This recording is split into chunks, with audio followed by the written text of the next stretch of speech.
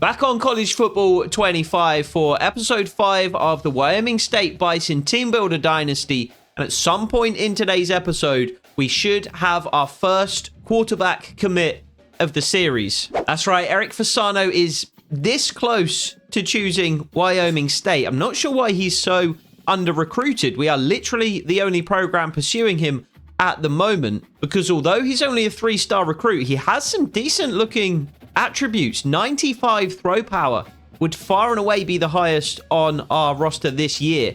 87 short accuracy, yes, 89 speed, 89 acceleration, and even things like 78 throw on the run, 76 throw under pressure are not too bad at all. He also has gold field general. So you would have to think Fasano is going to provide competition for the sophomore Quinton Hayes and the junior John Busher heading into next season, both of whom have been underwhelming to say the least here in season 1. John Busher, however, in the previous episode showed some flashes. His statistics certainly don't make for pleasant reading, just 1 touchdown and 2 interceptions. However, he put together 2 clutch 4-minute drives in the previous episode, dragging the team to victory over both Colorado State and Army. So depending on how Busher plays over the remaining 4 games here in season 1, it's probably going to be his job to lose. We're also going to be pursuing a couple of running backs this week. We've gone all in on Josh Swenson. He has already visited Boise State.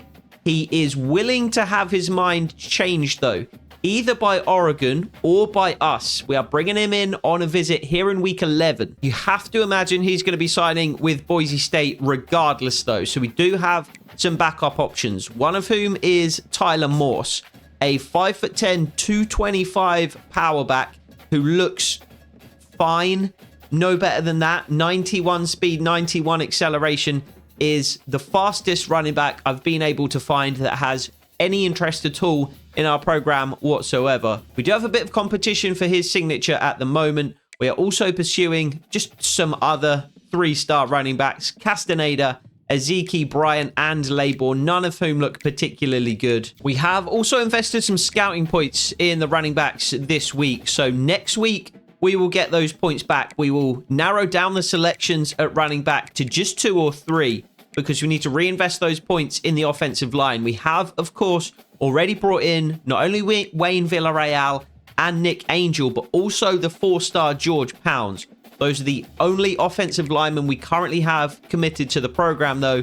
Hugh Spears looks like we're going to be able to get a commit from him at some point, but we need a complete overhaul of the offensive line heading into season 2. As for the slate of games for today's episode, we will be taking on both Fresno State and Oregon State, both at home. Fresno 6-3, 5-0 in the conference this season. Oregon State having a decent season of their own. We've been gaining some momentum in recent episodes, showing some real team unity. I think we need to do that again this week. So we are going to be going out in the herd uniforms for this one. So Fresno State an 81 overall. Certainly not the highest overall team we will face this season. I think that's probably going to go to Baylor. But certainly not the lowest overall team we'll be facing either. Should present a fairly tough test, especially considering the season that they are having so far. So we will look to rise to that challenge, carry momentum from the previous 2 weeks forward into this week, as Fresno start out with a screen. We cover it fairly well, though, and Bellamy is there to make the tackle. So that brings up a 2nd and 4. Going to watch the run to the weak side here. It's actually going to be play action, and it is going to be almost complete underneath, but that's broken up incredibly well, I believe, by the safety Goff. And that will bring up a 3rd and 4. And we will run out and cover 3. And we will try desperately to affect the quarterback with Grant Ewell. Peyton Zadroic just inside us. And we don't quite beat our man off the edge. We do affect the quarterback to some extent, though. A little bit of pressure. But he does hold his composure. Find his receiver in the flat, who does have just enough speed to take himself over the line to gain. And brings up a 1st and 10 at midfield. Quarterback changing the play at the line of scrimmage. Grant Ewell again held up by the tackle. But this time, An inaccurate pass, and the ball falls incomplete. So Fresno State all the way down at the 34-yard line now. Moving the ball with relative ease here on their opening drive of the game. And it is very much looking like we will not be able to prevent them from scoring here. Been able to really stop anything that they've tried to do. And it would have taken a pick in, I think, probably that exact situation to prevent them from putting up 6 here. The receiver does come down with the ball. He was, however, by the looks of things, out of bounds. They haven't credited Fresno State with a touchdown, and we are in our actual run fit on this occasion. Somehow we don't make the tackle, and we just run straight past the running back and into the backfield where nobody was waiting for us. We will again use a Williams, and he can have the underneath there if he wants it. He did want it, threw it into the back of the head of his offensive lineman. And we will actually hold Fresno State to 3 points, which they will miss. They will not take it. A chip shot field goal.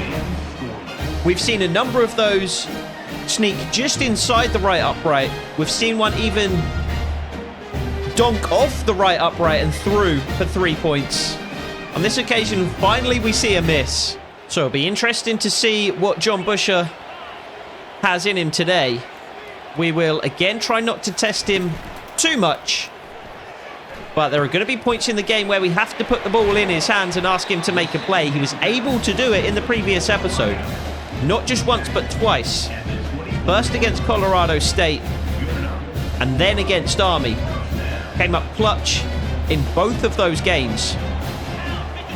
And he has hit Engel underneath at the first time of asking here today as well. As Cade Harris rumbles forward for another 5. Fresno State heavily stacking the line of scrimmage. But I think if we're going to win this game, we have to be aggressive. And we're going to rely on that stronger left side of the offensive line, which does just enough to allow Cade Harris to fall forward for a couple of yards. And that will keep the drive alive. And it will take us all the way down to the end of the first quarter as John Busher makes another of those incredible throws on the run. We saw it numerous times in the previous episode, rolling out to his right-hand side, throwing back across his body towards the middle of the field. It's the first cardinal sin, really, of quarterbacking. But it seems to be the way that John Busher wants to play the game. And he's found Cade Harris there, completely uncovered over the middle of the field for a huge gain. Fresno again playing a very heavy formation, basically stacking the line of scrimmage. And we're going to try and hit either Hoffman or Fleischman on the play action here. I don't really like either of them. Get there, and it's obviously a pick. How is that a pick? I don't understand. Fleischman is there. He's open. He's between the defender and the quarterback. I'm pass leading down and inside. And just look at this. Look at the leverage that Fleischman has. He is 5 yards shallower than the linebacker. Remember, this is not a cornerback. This is a linebacker. He's 5 yards shallower, and he is like 10 yards inside. We pass lead down and inside, and to be fair, it's an awful throw by Busher. Look at the spiral, or look at the lack of spiral. Ball bobbling all over the place. So John Busher showed flashes in the previous episode. He's shown flashes here today as well, to be fair, as it is complete. The Fresno State receiver has to lay out for it here. Again, an inaccurate throw from the Fresno State QB. The receiver makes it work here, though. So John Busher's get there, Grant Yule, and he does get there. Quarterback just about gets the throw away, though. But John Busher has shown flashes again here today, but it's consistency as much as potential. As the ball comes out, we dive on top of it, and it has been recovered, and it's going to be Gaillard Jr. with the recovery. So a turnover apiece here as possession switches back and forth between the two teams early in the second quarter. It's going to be yet another turnover, though. The ball already back in Fresno State's hands. John Busher sailing another interception for basically no reason. It's going to be a 2nd and 4 for Fresno State. And again, there's pressure. Running back managed to wriggle out of the tackle, though. Things not going well here in week 11. And remember, we do have the running back on a visit. Oh, throw that. Picked in the end zone. Get down. Get down. We'll take it. 2 turnovers apiece. So we will just throw it up towards... And it's complete underneath to Fleischmann, who rumbles forward. Take the timeout. We do with 2 seconds on the clock. That's the second time in today's game where we've thrown for a particular receiver. We've been hit whilst we were throwing. And it's fallen into the hands of Bruin Fleischmann. But we do manage to kick the field goal as 000 show on the clock. And we will go into the half up 3 points to nothing. So back out for the second half of just a bizarre game so far. 2 incompetent programs seemingly just trying their best to lose the game. And it's not what I expected out of Fresno State, who again are 6-3 on the season, 5-0 in the Mountain West. Definitely expected more of a challenge from them today. It's good as we fumble the ball, and thankfully it's Jared Rosnos who manages to fall on it. I've seen very few fumbles so far this season. It's one thing that we have been decent enough at least with our running backs, is holding on to the football. And we've seen multiple fumbles in this game. Slot fade. Engel down the field. Busher hits him in stride. Engel brings it in. And that brings up 150 passing yards from John Busher on the day. Unfortunately, he has thrown 2 interceptions as well. So that makes it a 3rd and 8. Far less likely to score now. That's extremely good blocking, though. Brings up a 4th and 5. I don't see the point in kicking a field goal here. I think we have to go for it. And go for it we will. I want Bruin Fleischmann on the slant. We don't have it. We're going to be rolling out. Into the end zone. Picked. Picked. Because, of course it is. It's going to be a 3rd and 1 for Fresno State. They're going to run to the weak side where Goff is lying in wait. He can't quite prevent the running back from getting just enough. So Fresno State forced to punt once again as we enter the 4th quarter. And if literally, if a team can score a touchdown here, they're guaranteed to win the game. Oh, why are we doing this? Make the grab. Oh, almost. John Busher genuinely just plays better on the run than he does from the pocket. Absolutely bizarre. But with just a yard to gain on the Fresno State 32, again, we're going to go for it here on 4th down. We've been aggressive. Just hold the blocks for long enough. And we do literally just pick up the 1st down. This play has disaster written all over it, but we are going to run a fake screen wheel. Cade Harris, for some reason, is out there. I have no idea why, but for some reason, he is out there.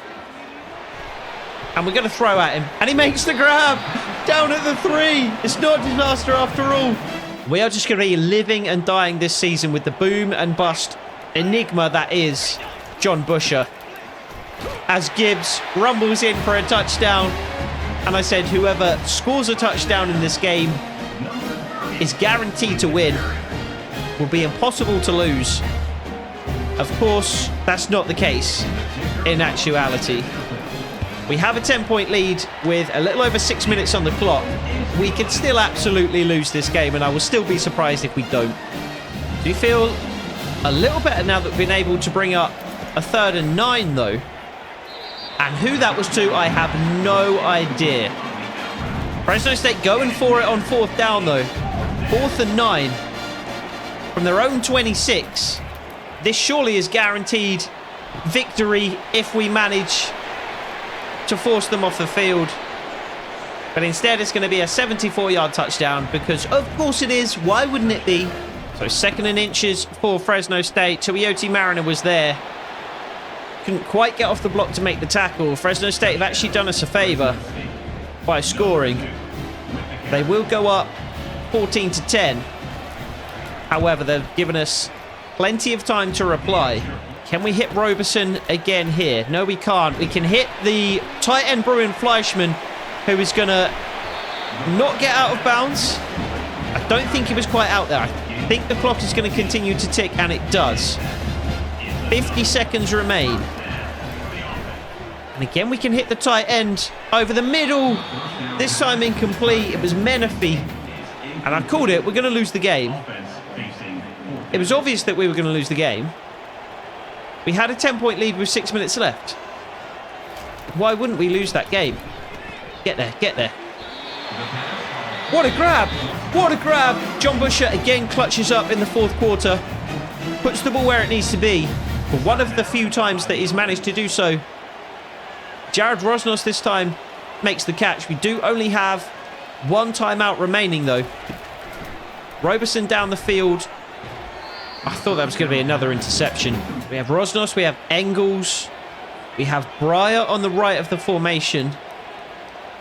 Don't really love either of these. I especially don't love Rosnos also on the post.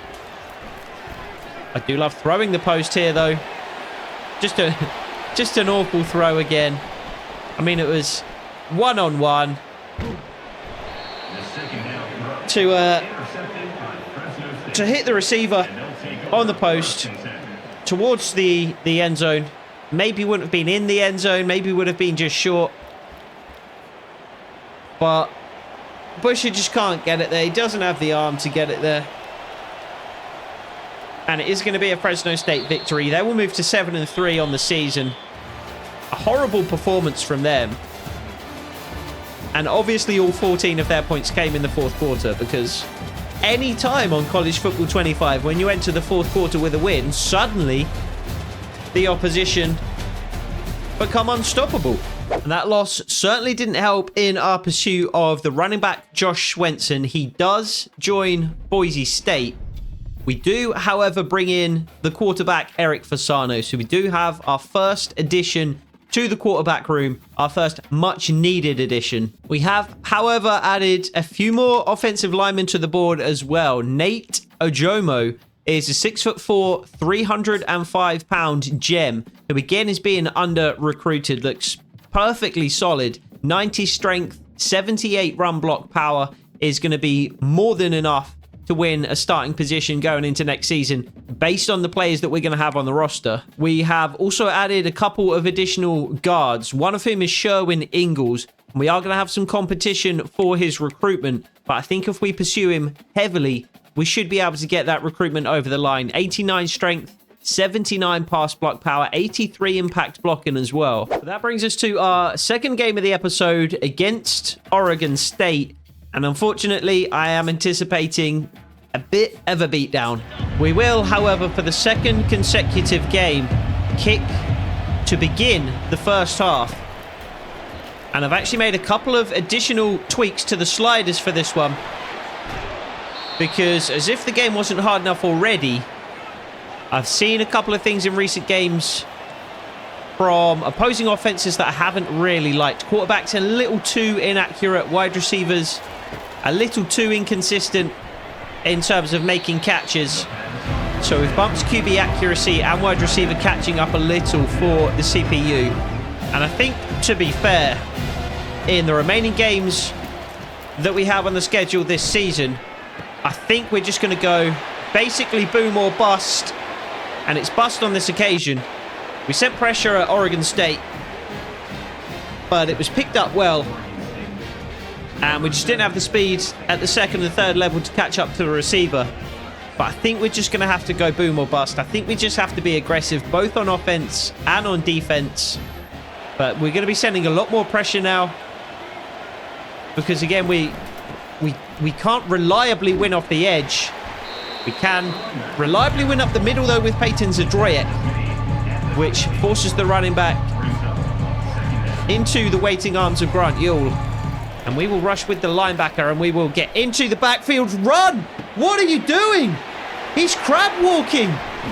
He's crab walking up the field. It's the play that I'm using. I promise you. I promise you I was pressing sprint there. And the linebacker, Ahi, who's now going to be at fault for a penalty, encroachment, was just crab walking towards the quarterback. Run! Look at this. I'm using the linebacker. We are rushing with Ahi. The running back makes a good block. But I'm still using the linebacker here. I am still pressing sprint. I am still pointing towards the quarterback. And what does he do?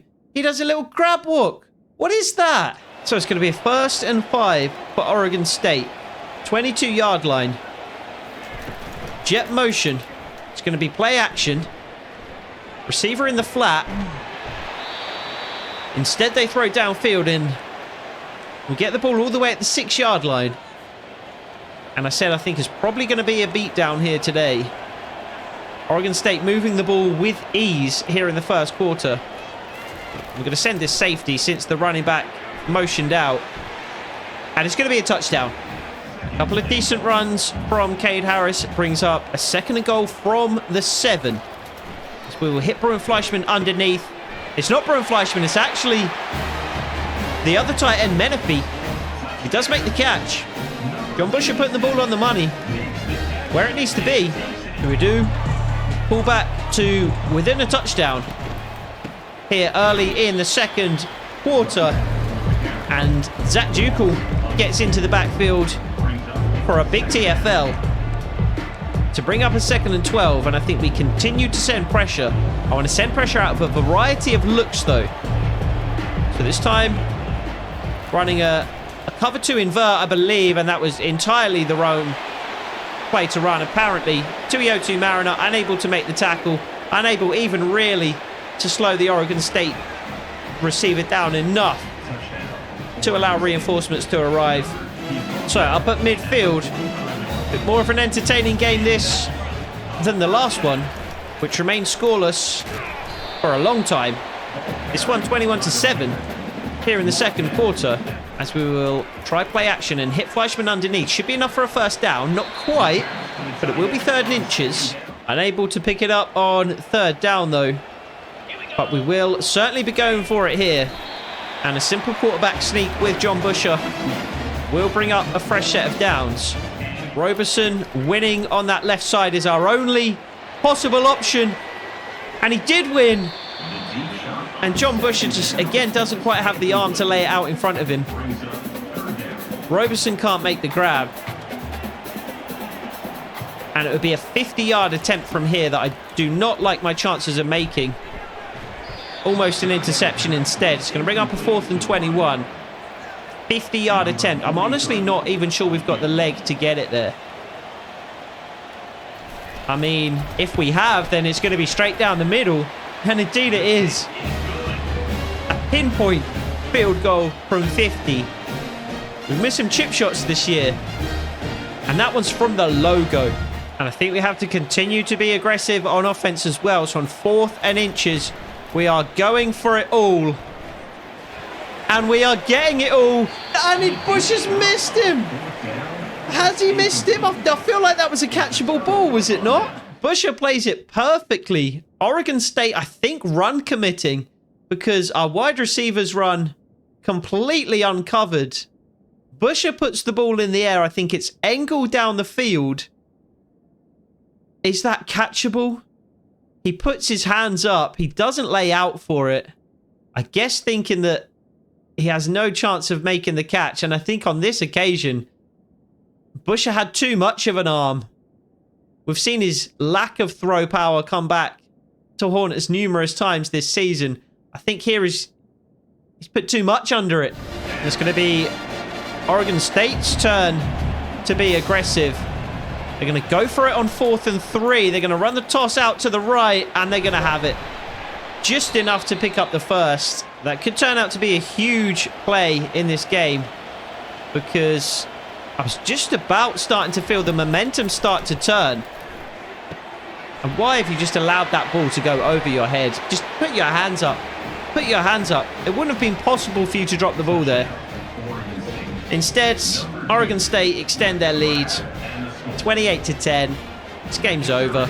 So a couple of garbage time scores are going to make this game seem closer than it actually was, because John Busher has thrown another touchdown. It's going to be 31-23 as John Busher actually exceeds 1,000 yards this season. Not something really to celebrate when you are what are we, 10 games deep? That's 100 yards per game, John. I wouldn't celebrate too hard. So back-to-back losses once again. We had back-to-back wins to start the season. We had 4 straight losses. Then we have back-to-back wins. Back-to-back losses again here, though. About 350 total yards on offense for both teams. 2 touchdowns, just 1 interception today for John Busher. Looked decent enough. 20 of 34 for 189. Cade Harris had significantly less work today, and we actually were just scrambling with John Busher. Just 11 for 58. No touchdowns for Cade Harris today. Receiving Fleischman again was solid. Been our best receiver this year. I'm very grateful that he's only a junior. Seems to be a player that should be a senior, and we should be losing this year, but we'll actually have him for an additional year. Rosnos was solid. He scored a touchdown, as did Menifee. And then defensively, not too much going on. Couple of tackles for loss. 1 sack combined for the edge rushers, Curtis and Yule. Just the 1 pick for Trey Williams. No fumbles forced today. There's been no real movement in terms of recruiting, so we will just look ahead to our final 2 games of the season to round out episode 5. So we'll be traveling to Nevada next week, week 13. And then we'll be rounding out the season at San Diego State. Unlikely to be a bowl game for us, as we sit at just 4 and 6. But I guess it depends on how the final episode goes. There will, of course, be lots of business to do in terms of recruitment and the transfer portal in that final episode of the season as well. So make sure you tune in so you can run with the herd. Take it easy.